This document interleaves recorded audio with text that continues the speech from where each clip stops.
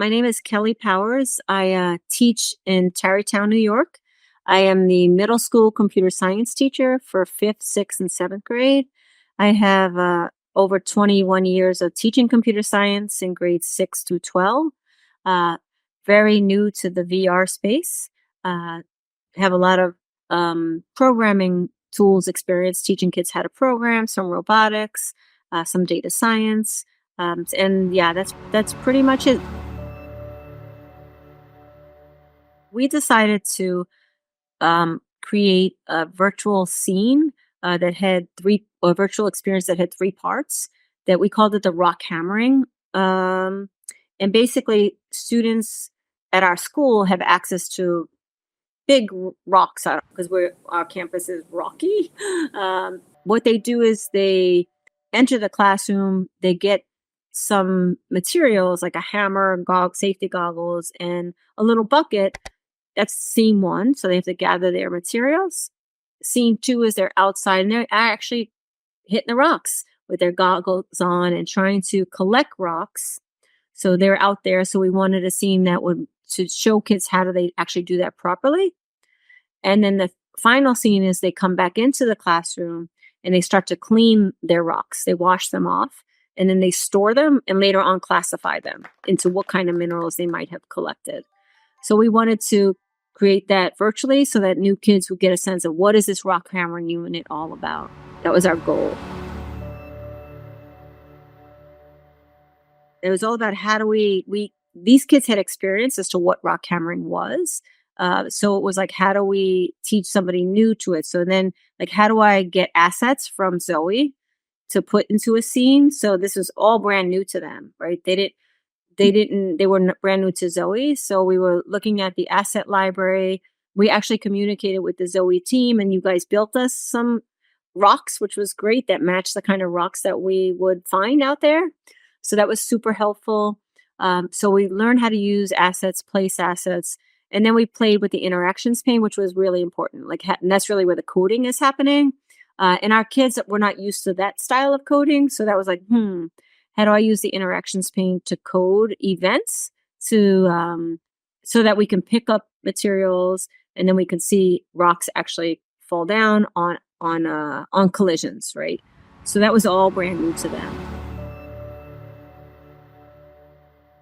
I think of one boy in particular, I was surprised at how great a job he did with the actual rock scene and having that visually really look as though like rocks were falling out of it. That surprised me that he was able to create that scene like that. No, so this is the very first time. And I actually put in a budget for 5 or 6 headsets.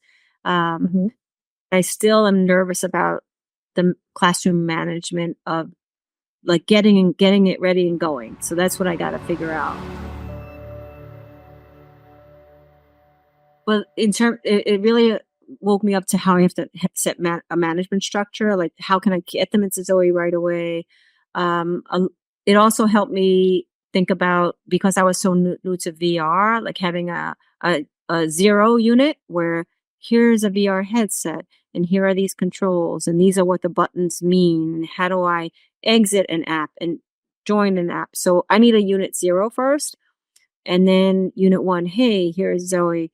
But the all of the tutorials and actually the team support, he was so good at all of his videos and even the one-on-one sessions was helping me understand like how to the process in using Zoe, and the community meetings. So all that you guys were just fabulous on. I don't have any background knowledge for myself, like going into VR, but a lot of my students who saw this small group working with me that never had the opportunity to look at VR, they would always like, "Oh, can I try that? I've never done that before." So I suspect using Zoe would be a good entry point for them for creating. And I'm big all about creating and not just using somebody else's stuff. Like, how can I create stuff? So it fit well. And I think the Zoe app is just right. Like, instead of throwing a kid into Unity for the first time, for example, which is quite complex. So the the on ramp is so accessible, right, to kids, and that was really obvious. So accessible.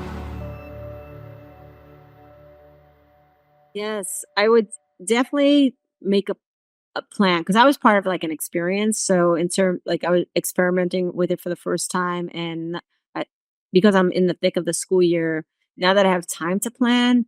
Step one is you got to really work with your IT to make sure the VR headsets are on your network, the wireless network.